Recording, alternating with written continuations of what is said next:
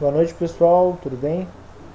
Vamos começar aqui mais uma aula hoje de administração, tá? Então, estamos entrando na administração rural, beleza? Então, vou tentar ser rápido aqui para o vídeo não ficar muito cansativo, tá bom? Eu vou estar postando, eu já postei na verdade esse material aqui no Classroom, só que eu só tirei as informações e passei aqui pro PowerPoint. Que alguém quiser me avise que eu encaminho o PowerPoint, tá?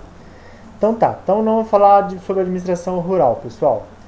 Vamos falar sobre conceitos e objetivos ali, unidade de produção, classificação dos imóveis rural e classificação da empresa rural. Beleza? Deixa eu botar aqui na apresentação do começo. Ok?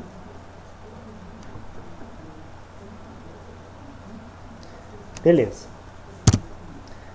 Então, nós temos vários conceitos, tá? Preciso falar algum conceito para vocês. Né? Temos vários conceitos de administração rural. Um deles ali é conceito, é o ramo da ciência administrativa que se preocupa com a análise dos aspectos inerentes à empresa rural e suas inter-relações com o meio ambiente. Beleza? Então esse é um dos conceitos. Outro conceito ali entre vários que eu achei bacana, é o ramo da economia rural que estuda a organização e a administração de uma empresa agrícola, tá? Visando o quê? O uso mais eficiente dos recursos para obter resultados compensadores e contínuos. Beleza? Administração é isso, tá? A única diferença é que visa o quê? Visa o uso mais eficiente dos recursos. Eu usar menos recurso para ter mais significância, mais importância. Isso é administrar, tá? O pessoal costuma falar assim: administrar uma empresa com bastante dinheiro é fácil. Talvez não seja nem administrada aí, beleza? Então, administrar uma empresa com bastante dinheiro, talvez não seja nem administrar, apenas seja escolher, optar a forma de gerir, né? Então, administrar é isso. Você ter pouco recurso, às vezes não, às vezes nem é o caso de você ter pouco recurso, mas você não optar por não usar todos os recursos, né? Mas para ter um impacto mais significante mesmo com poucos recursos, beleza? Isso é administrar. Quando você tem em excesso, não precisa muito da questão de administração, tá? Então tá bom. Vários objetivos da administração rural, tá? Coloquei vários porque tem vários. Então um deles que eu gostei aqui, ó. Qual um dos objetivos que eu destaquei para vocês? A administração rural é o conjunto de atividades que auxiliam na tomada de decisão de seus gestores. Conjunto de atividades que auxilia na tomada de decisão dos gestores, com o objetivo de obter maior rentabilidade. Claro, né? A administração moderna das fazendas, ano após ano, acaba exigindo cada vez mais profissionalismo das pessoas envolvidas nos negócios, beleza? Agora não é só mais os gestores, lá o dono da fazenda que precisa de ser um administrador, de ser mais capacitado, ter mais profissionalismo, né? Agora o peão também precisa, afinal de contas ele vai mexer com colheitadeiras, com maquinários com valor agregado muito alto, né? Muito caro. Colheitadeiras, colheitadeiras por GPS, né? Que precisa de saber o mínimo de informática, beleza? Então agora todo profissional tem que estar profissionalizado, ok? Beleza, então esse é um dos objetivos da administração rural. Então vamos para o imóvel rural, gente, tá? Vocês vão perceber que imóvel rural, que tem uma diferença no imóvel rural e no imóvel urbano e na empresa rural, tá? Vamos lá. Imóvel rural, anotem lá nos seus cadernos. Segundo a legislação agrária, é a área formada por uma ou mais matrículas de terras contínuas do mesmo titular, proprietário ou posseiro, beleza? Não estamos entrando no âmbito legal ainda, só no conceito de imóvel rural. Localizada tanto na zona rural quanto urbana do município. O que caracteriza é a sua destinação agrícola, pecuária, extrativa, vegetal, florestal ou agroindustrial, beleza? Então você não pode falar mais assim, eu tenho imóvel rural porque ele está na zona rural. Não, tá? Nós vamos falar mais à frente um pouco sobre os zoneamentos do município, zona rural, zona urbana, zona industrial, zona de preservação, né? Dentro do plano de negócio de cada município tem essas zonas pré-determinadas, de acordo com o que os gestores pretendem adequar melhor dentro do município planejado, né? Então, temos o plano diretor que cuida disso, né, na prefeitura, e ali tem os zoneamentos. Então, sim, teu imóvel não é rural só porque ele está num... Tua empresa não é uma empresa rural só porque ela está na zona rural, beleza? Então não depende do zoneamento, depende de onde está localizada, mas o que caracteriza é a sua destinação agrícola, ok? Classificação dos imóveis rurais, vamos lá. Em relação ao tamanho da área, os imóveis rurais são classificados em... Temos a pequena propriedade, tá? O que é a pequena propriedade? É o imóvel de área compreendida até 4 módulos fiscais, tá bom? Isso é um termo técnico, eu já vou explicar para vocês o que é cada módulo fiscal, tá bom? Mas a pequena propriedade, então, é o imóvel da área compreendida até 4 módulos fiscais, beleza? A média propriedade já é superior a 4 e até 15, então de 4 a 15 módulos fiscais. E a grande propriedade, aí, obviamente, é o que excede aos 15 módulos fiscais. Eu acho que está aqui no próximo slide o que é módulo fiscal. A classificação é definida pela Lei 8.629, de 1993. Eu acho bacana colocar essas leis às vezes, que você consegue perceber mais ou menos ali, ó, quando que é, de 1993, você viu? Não precisa decorar o número da lei e o dia, mas sabe que é uma lei meio recente, né? E leva em conta o módulo fiscal e não apenas a metragem, olha lá, que varia de acordo com cada município, beleza? Eu coloquei um exemplo para vocês aqui em São Mateus do Sul. Então, cada município determina o que mede um módulo fiscal, beleza? Em São Mateus do Sul, 16 hectares corresponde a 4 módulos fiscais, tá? Então, 160 mil metros quadrados corresponde a 4 módulos fiscais, beleza? Vamos voltar lá. O que é uma pequena empresa? Pequena propriedade, 4 módulos fiscais. Então, até 4 módulos fiscais é uma pequena propriedade, beleza? Ou seja, 16 hectares. Até 16 hectares é considerado como uma pequena propriedade. Ou seja, 4 módulos é considerado pequena propriedade rural. Beleza. Entenderam, né? Definição legal do imóvel rural. Vamos lá. Então, essa já é uma lei mais antiga. O Estatuto da Terra, 1964, beleza? Uma lei mais antiga. No Estatuto da Terra, diz que imóvel rural é prédio rústico de área contínua, qualquer que seja sua localização, lembra?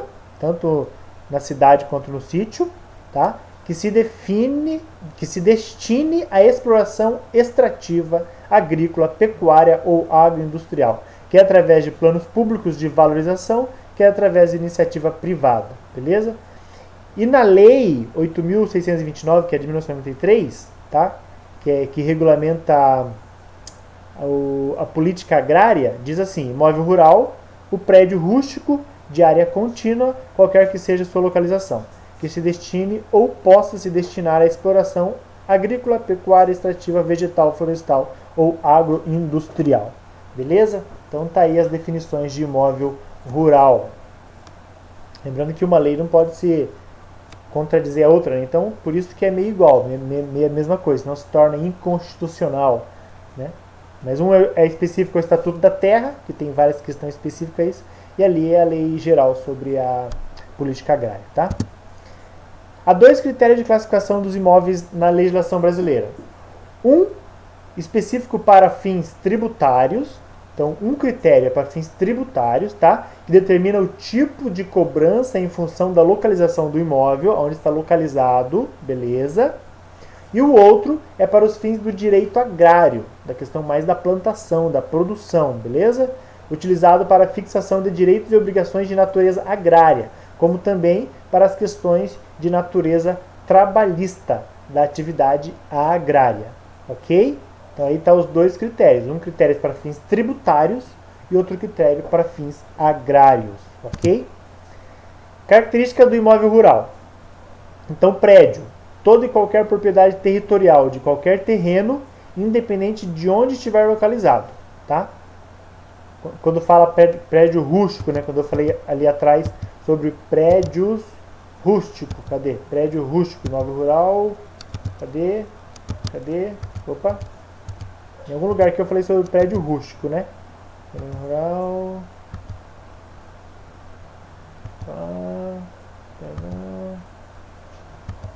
Me perdi agora, mas em algum lugar foi sobre prédio rústico. Então, a definição só de prédio ali é toda e qualquer propriedade territorial de qualquer terreno, independente de onde estiver localizado. Rústico é porque o imóvel destina ao cultivo, tá? Utilizado para as atividades agrárias. Não apenas porque é um prédio lá de pau a pique lá, que não tem forro, né? Não é isso que significa.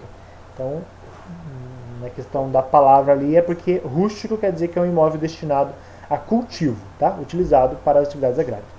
Área contínua, sentido de utilidade, de uso para a mesma finalidade. Então, eu tenho talvez várias matrículas, mas é tudo para a mesma finalidade. Então, isso é uma área contínua, beleza? Vamos lá, para não ficar muito longo esse vídeo.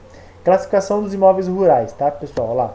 Temos a propriedade familiar, temos o minifúndio, temos o latifúndio e temos a empresa rural, beleza? Vamos ver o que é cada uma delas. Propriedade familiar é a área de terras compatível com a necessidade do agricultor e de sua família. Tá? É um pedaço de terra que é compatível apenas com a minha necessidade, da minha esposa e dos meus filhos. Tá? Que lhe garanta o progresso social e econômico. Me garante um progresso, tá bom? Social e econômico. Mesmo com a ajuda eventual de terceiros. Beleza? Então isso é a propriedade familiar. Titulação.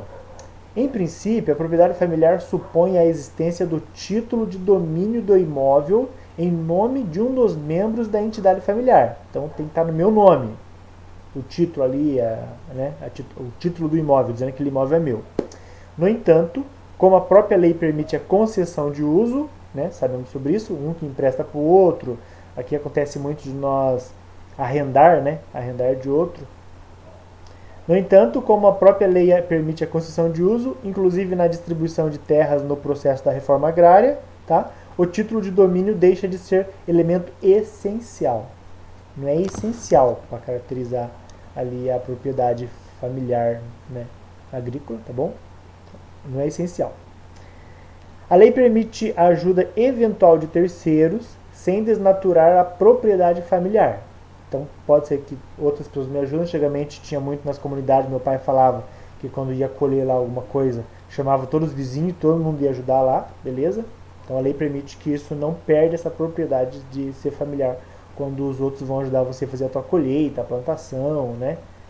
Hoje foi mais profissionalizado isso com o cooperativismo, tem as associações, né, por causa de muitas discussões judiciais, isso foi profissionalizando.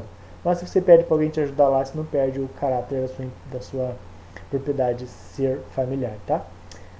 Observe, contudo, que a propriedade familiar não comporta a ajuda do trabalho de empregados, beleza? Então eu posso pedir ajuda, mas eu não posso ter empregado na minha propriedade familiar, porque daí ela descaracteriza propriedade familiar, ok?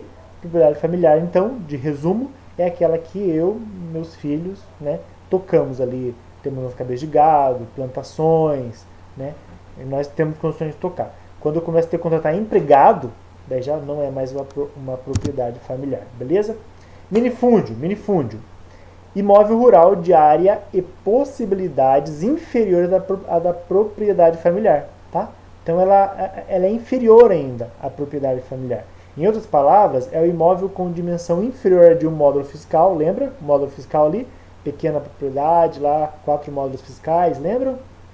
Então, quando o módulo é inferior, quando o imóvel é inferior a um módulo fiscal, traduzido na dimensão necessária, de acordo com os municípios, e fixadora da propriedade familiar. Então, inferior a isso é o minifúndio, tá? É um minifúndio, não é nem uma propriedade familiar, mas é um minifúndio. Quase não se sustenta, tá? Bem pequeno. Tem. Quase não sustenta, modo dizendo, mas é essa questão técnica ali, menos de um módulo fiscal, tá? Áreas pequenas. E, em contrapartida, do outro lado temos o latifúndio, tá? O que é o latifúndio? É o imóvel rural que com área igual ou superior ao módulo rural é inexplorado ou explorado inadequadamente ou insuficientemente, tá bom?